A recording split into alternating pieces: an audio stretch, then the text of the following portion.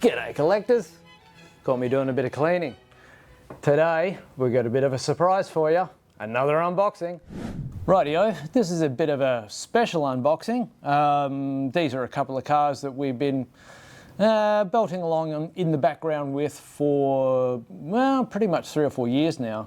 These are the production samples that we get down from the factory when a whole bunch of cars actually go into the container. This is the first chance we've had to look at these. It'll be the first chance you guys get to look at these. These are the VK Big Bangers. Let's have a go.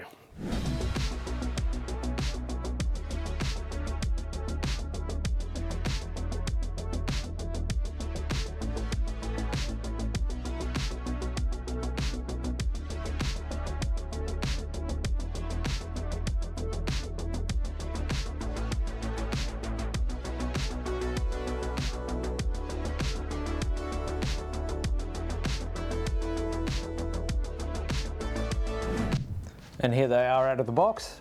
We've got the 05 VK as driven by Peter Brock and Larry Perkins to win in the 1984 James Hardie 1000. And we've also got the runner-up car, which is driven by John Harvey and David Parsons. These are our 112 scale cars. They're large seal body models. The deal with 12 scale is we kind of keep it as a bit of a, I don't know, whatever you want to call it, kind of a reserve collection of stuff that we think is cool. It's generally reserved for championship winners, Bathurst winners, stuff like that.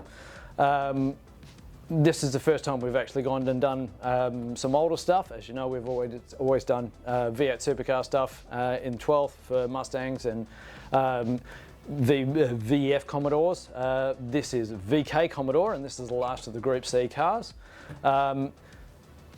These things are just absolutely eye-meltingly loud with that day-glow red, as was done back in the day. It's actually been quite an effort to try and get these cars to be correct in terms of colour. It's been a little bit of an ongoing thing to try and get these cars as perfect as we can get them. Now everybody knows after a whole bunch of rigmarole that there's been a bit of a story between these cars in the real world. One car claiming to be 05 and another car claiming to be 05. How can you have two cars that have got the same number? Yeah, it kind of didn't work that way in the end. Recently, the Bowden family have bought car 25 and have put it back to its original 1984 livery. This car has actually seen a fair amount of use after the 84 Bathurst run, having been owned by not only famous West Australia John Farrell, but also John Cleland, who you may recall had a gearbox blow up in one of the Bathurst races. It was actually shipped over to the UK and then shipped back. It's had a bit of a hard life. She's been ridden hard and put away wet. So the interior of that car is what I would consider to be a little contaminated from other use.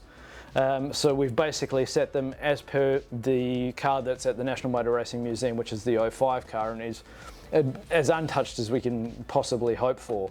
The differences between the two cars, as you guys probably know, most of this stuff is very much in the public domain. Car numbers are an obvious choice. We have black lettering with white lettering between car 25 and car 05 on the bonnet. Car 05 has Rocktober on it.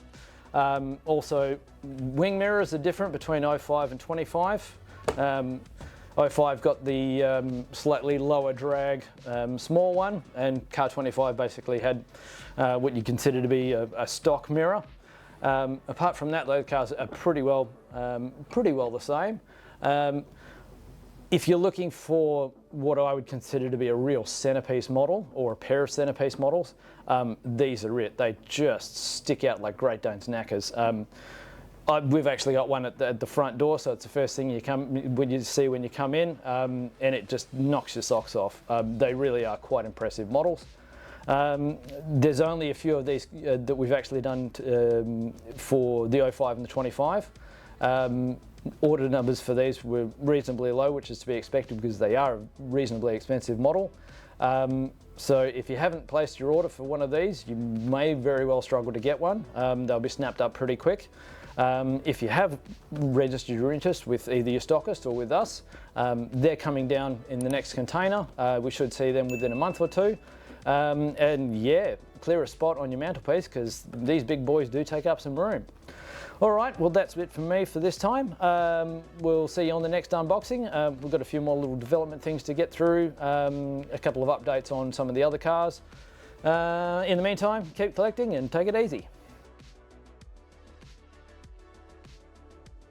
Oh yeah, I forgot to mention, you guys might notice that there's some stickers missing off these ones.